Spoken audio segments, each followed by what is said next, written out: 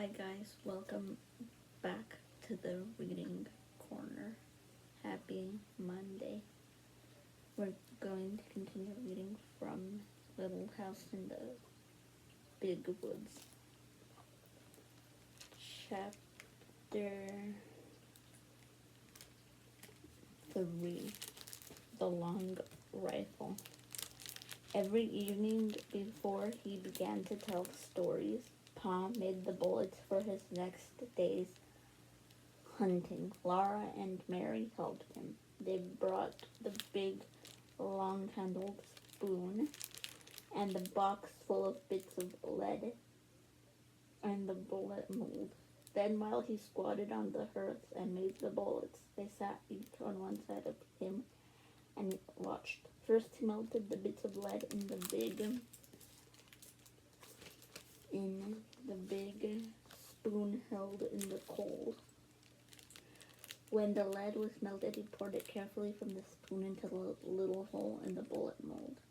He waited a minute, then he opened the mold, and out dropped a brightening bullet onto the hearth.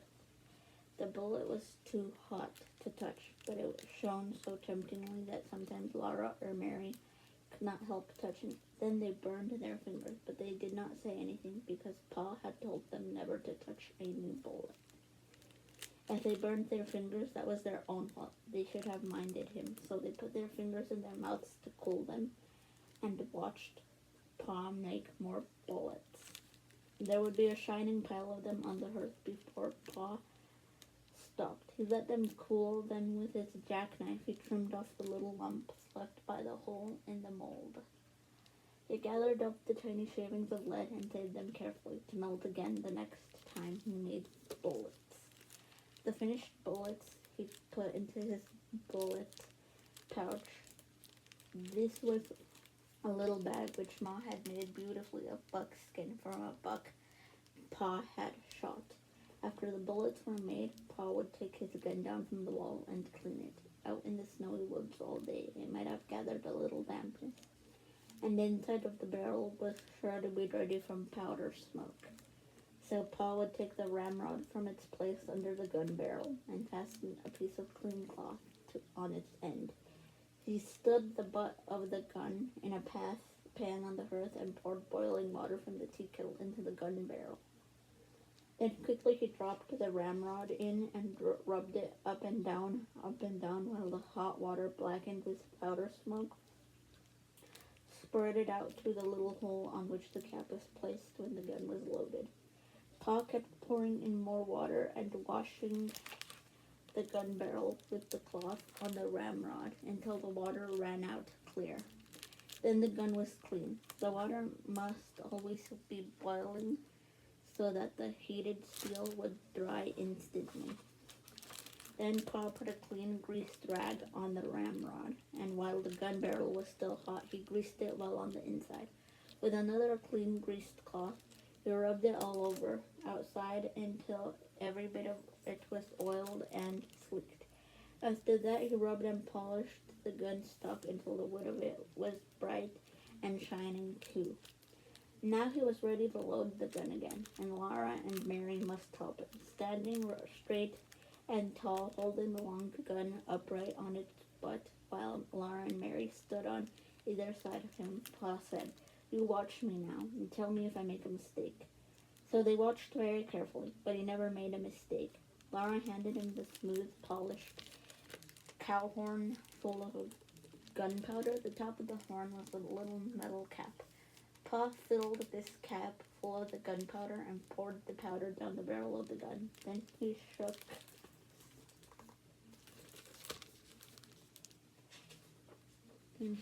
the gun a little and tapped the barrel to be sure that all the powder was together in the bottom. "Where's my patch box?" he asked then, and Mary gave him the little tin box full of little pieces of greased cloth. Pa laid one of those bits of greasy cloth over the muzzle of the gun, put one of the shiny new bullets on it, and with the ramrod, he pushed the bullet and the cloth down the gun barrel. Then he pounded them tightly against the powder. When he hit them with the ramrod bounced up in the gun barrel and Pa caught it and thrust it down again. He did this for a long time. Next, he put the ramrod back in its place against the gun barrel. Then, taking a box of caps from his pocket, he raised the hammer of the gun and slipped one of the little bright caps over the hollow pin that was under the hammer. He let the hammer down slowly and carefully. If it came down quickly, bang, the gun would go off. Now the gun was loaded, and Pa laid it on its hooks over the door. When Pa was at home, the gun always lay across those two wooden hooks above the door. Pa had whittled the hooks out of a green stick with his knife, and had driven their straight ends deep into holes in the log. The hooked ends curved upward and held the gun securely. The gun was always loaded and always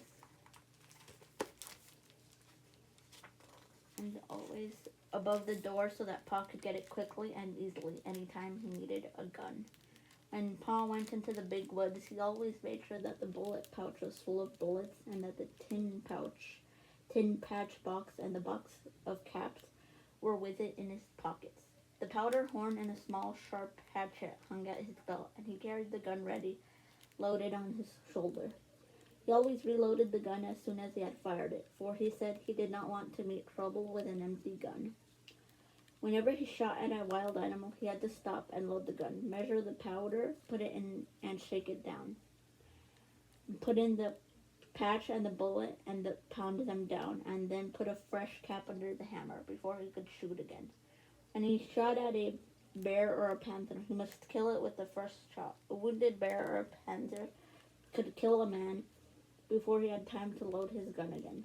But Laura and Mary were never afraid when Pa went alone into the big woods. They knew he could always kill bears and panthers with the first shot. After the bullets were made and the gun was loaded, came storytelling time.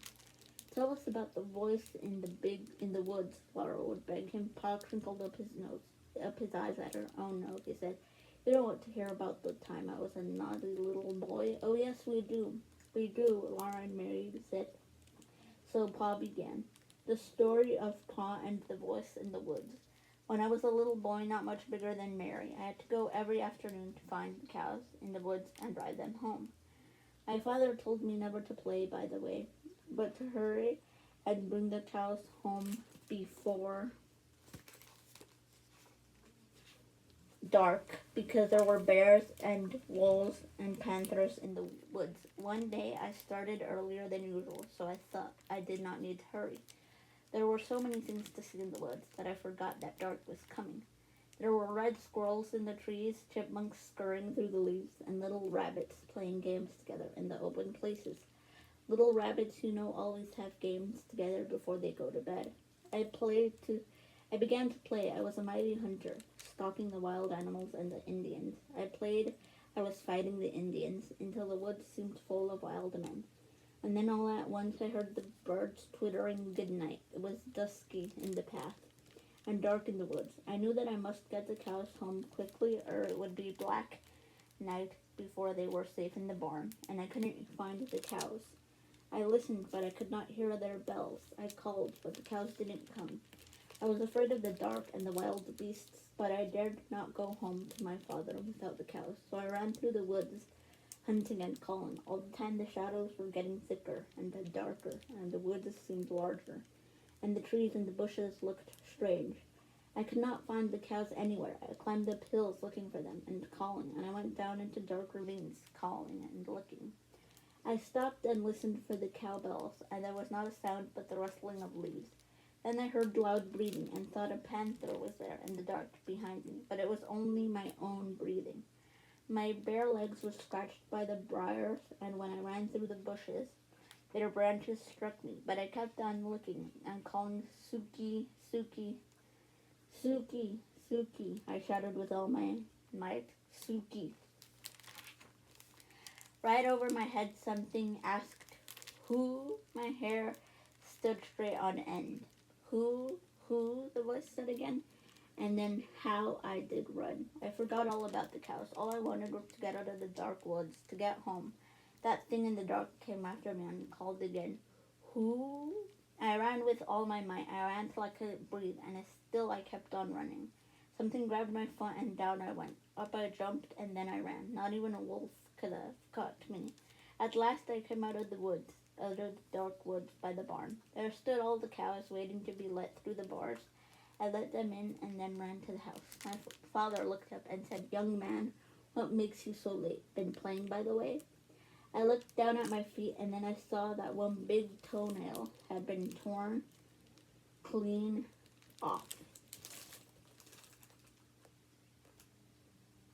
I had been so scared that I had not felt it hurt until that minute.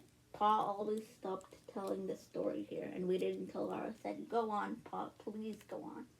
"Well," Pa said, "then your grandpa went out into the yard and cut a stout switch, and he came back into the house and gave me a good thrashing so that I would remember to mind him after that. A big boy 9 years old is old enough to remember to mind," he said. "There's a good reason for what I tell you to do," he said, "and if you'll do as you're told, no harm will come to you." "Yes, yes, Pa," Laura would say, bouncing up and down on Pa's knee. "And then what did he say?" "He said if you'd obeyed me as you should, you wouldn't have been out in the big woods after dark, and you wouldn't have been scared by a screech owl."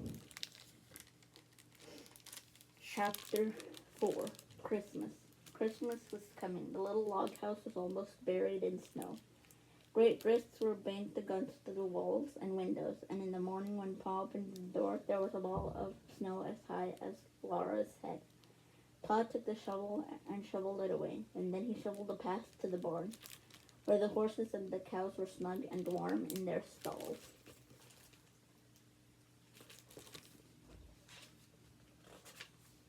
The days were clear and bright. Laura and Mary stood on chairs by the window and looked out across the glittering snow at the glittering trees.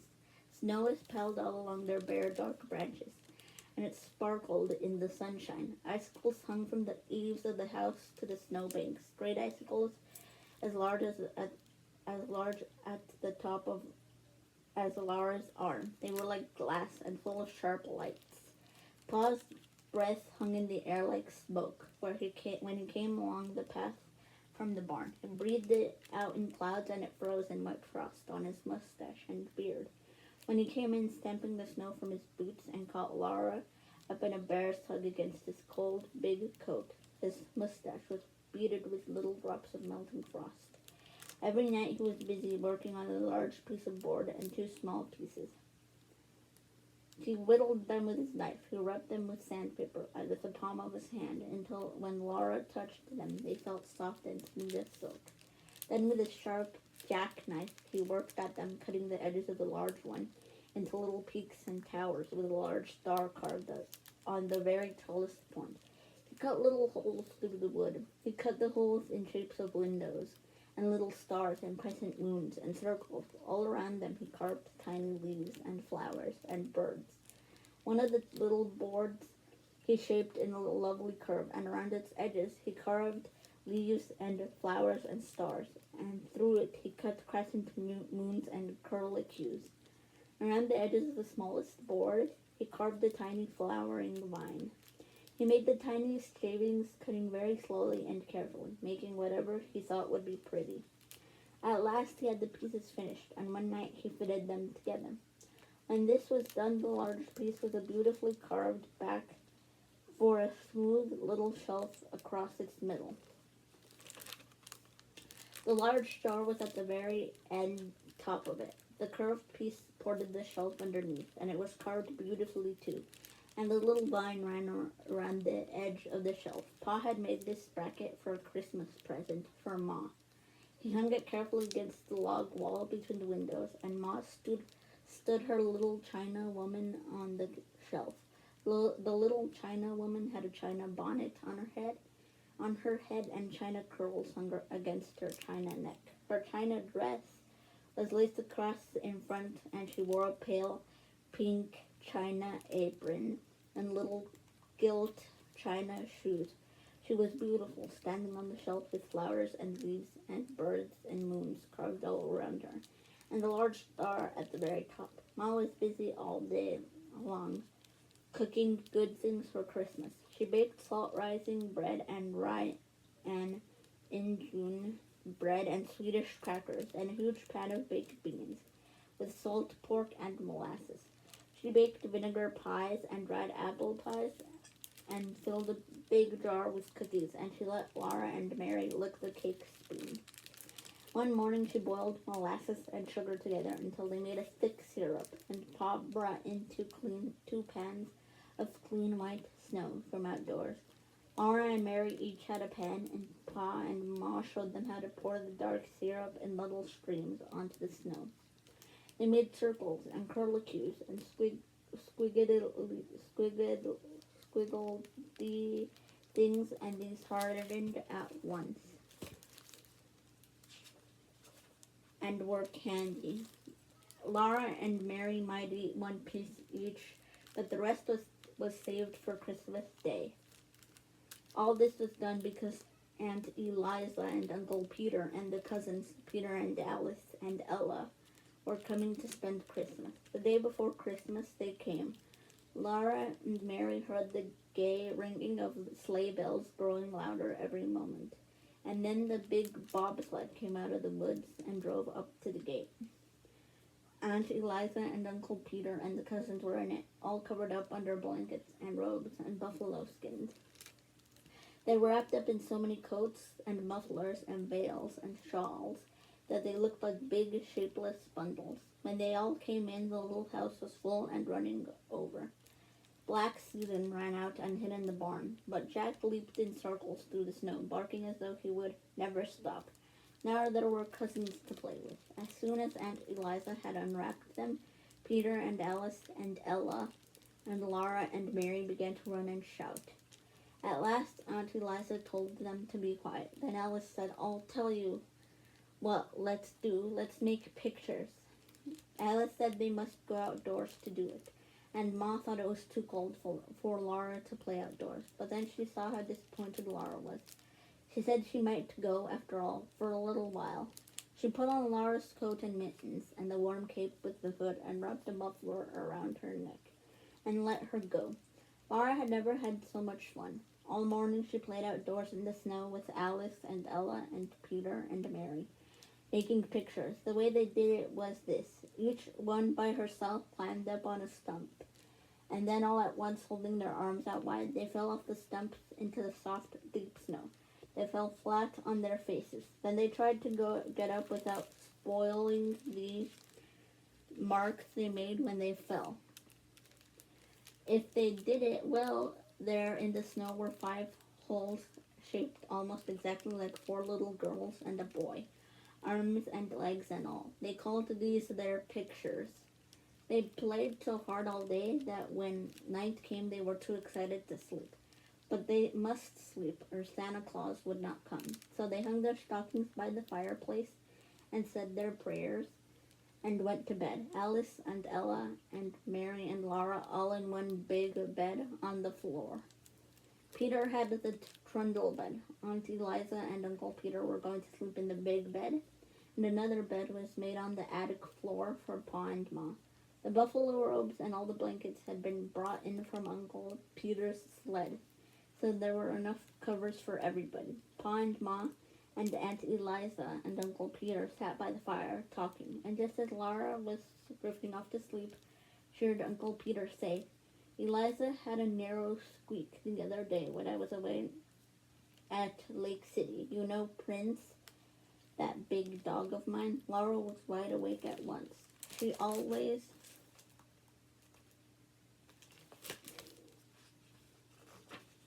liked to hear about dogs.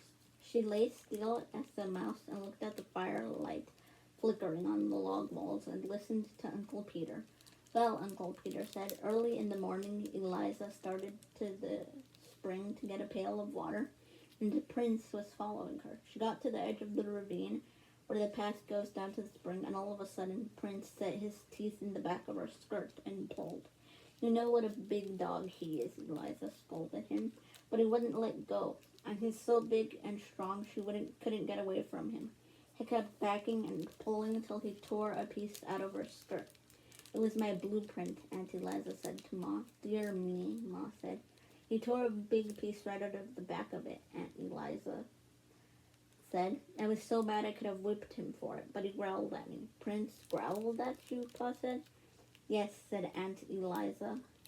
So then she started on again toward the spring. Uncle Peter went on, but Prince jumped into the path ahead of her and snarled at her. He paid no attention to her talking and scolding. He just kept on showing his teeth and snarling. And when she tried to get past him, he kept in front of her and snapped at her. That scared her. I should think it would, Ma said. He was so savage I thought he was going to bite me, said Aunt Eliza. I believe he would have.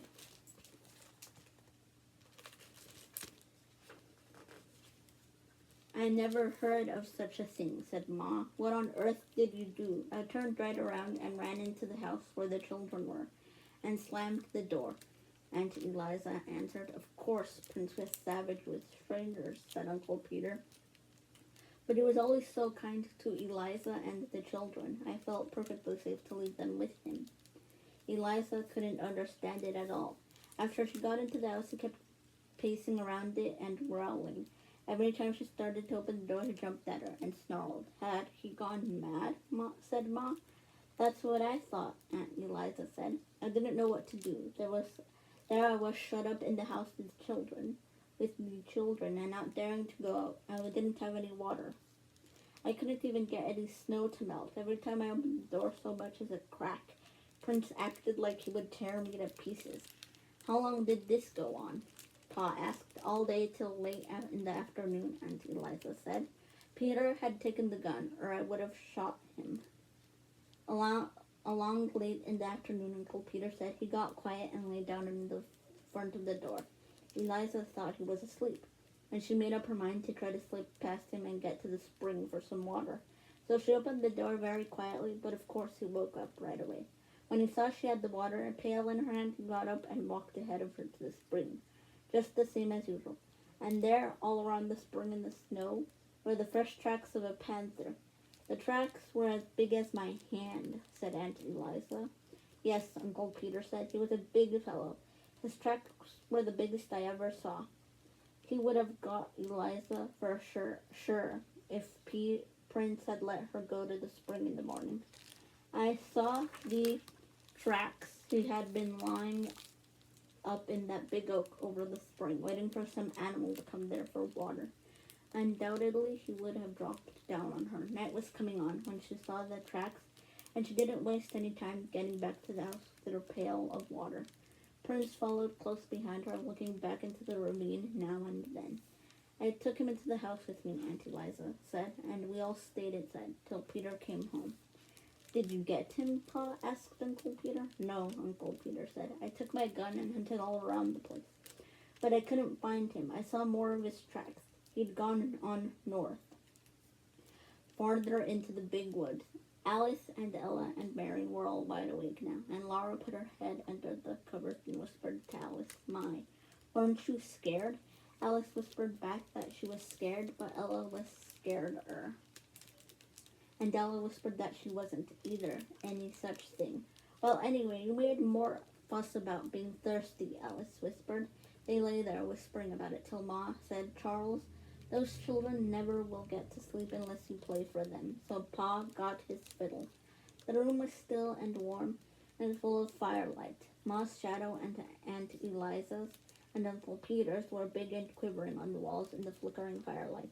And Pa's fiddle sang merrily to itself. It sang Money Musk and the Red Heifer, the Devil's Dream, and Arkansas Traveler.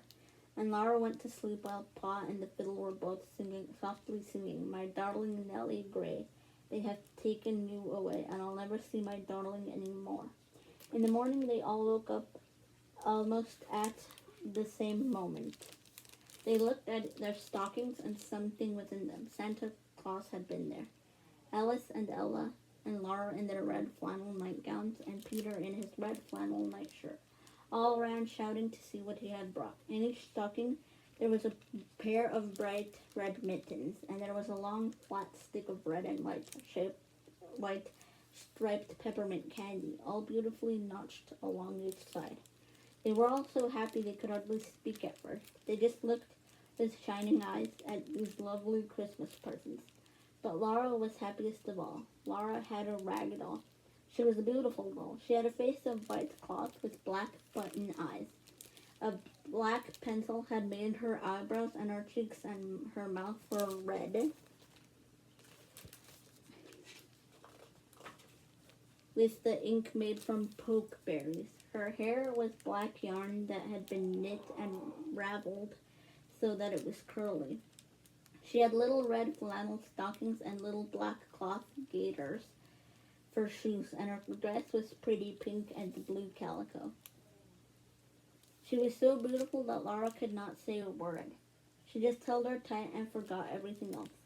She did not know that everyone was looking at her until Aunt Eliza said, "Did you ever see such big eyes?" The other girls were not jealous because Laura had mittens and candy and a doll, because Laura was the littlest girl, except baby Carrie and Aunt Eliza's little baby Dolly Boredin. The babies were too small for dolls. They were so small they did not even know about Santa Claus. They just put their fingers in their mouths and wiggled because of all the excitement. Laura sat down on the edge of the bed and held her doll. She loved her red mittens and she loved the candy. But she loved her doll best of all. She named her Charlotte. Then they all looked at each other's mittens and tried on their own, and Peter bit a large piece out of his stick of candy. But Alice and Ella and Mary and Laura licked theirs to make it last longer. "Well, well," Uncle Peter said, "isn't there even one stocking with nothing but a switch in it?" My, have you all been such good children." But they didn't believe that Santa Claus could really have given any of them nothing but a switch. That happened to some children, but it couldn't happen to them. It was so hard to be good all the time, every day, for a whole year. "You mustn't tease the children, Peter," Aunt Eliza said. Ma said, "Laura, aren't you going to let the other girls hold your doll?" She meant little girls must not be so selfish. So Laura let Mary take the beautiful doll, and then Alice held her a minute, and then Ella. They smoothed the pretty dress and admired the red flannel stockings and the gaiters and the curly wooden hair. But Laura was glad when at last Charlotte was safe in her arms again. Pa and Uncle Peter had each a pair of new warm mittens knit in little squares of red and white. Ma and Aunt Eliza had made them. Aunt Eliza had brought Ma a large red apple stuck full of cloves. How good it smelled, and it would not spoil, for so many cloves would keep it sound and sweet. Ma gave Aunt Eliza a little needle book she had made, with bits of silk for covers and soft white flannel leaves into which to stick the needles. The flannel would keep the needles from rusting. They all admired Ma's beautiful bracket, and Aunt Eliza said that Uncle Peter had made one for her, of course with different carving. Santa Claus had not given them anything at all. Santa Claus did not give grown people presents, but that was not because they had not been good. Pa and Ma were good. It was because they were grown up, and grown up people must give each other presents. Then all the presents must be laid away for a while. Peter went out with Pa and Uncle Peter to do the chores, and Alice and Ella helped Aunt Eliza make the beds, and Laura and Mary set the table, while Ma got breakfast. For breakfast there were pancakes, and Ma made a pancake man for each one of the children. Ma called each one in turn to bring her plate, and each one could stand by the stove and watch, while with a spoonful of batter, Ma put on the arms and the legs and the head. It was exciting to watch her turn the whole little man over quickly and carefully on a hot griddle. When it was done, she put it smoking hot on the plate. Peter ate the head off his man right away. But Alice and Ella and Mary and Laura ate theirs slowly in little bits. First the arms and legs, and then the middle, saving the head for the last. Today the weather was so cold that they could not play outdoors, but there were the new mittens to admire and the candy to lick, and they all sat on the floor together and looked at the pictures in the Bible and the picture of all kinds of animals and birds in Pa's big green book. Laura kept Charlotte in her arms the whole time. Then there was the Christmas dinner. Alice and Ella and Peter and Mary and Laura did not say a word at table, for they knew that children should be seen and not heard. But they did not need to ask for second helpings. Ma and Aunt Eliza kept their plates full and let them eat all the good things they could hold. Christmas comes but once a year, said Aunt Eliza. Dinner was early because Aunt Eliza, Uncle Peter, and the cousins had such a long way to go. Best the horses can do, Uncle Peter said. We'll hardly make it home before dark. So as soon as they had eaten dinner, Uncle Peter and Pa went to put the horses to the sled, while Ma and Aunt Eliza wrapped up the cousins.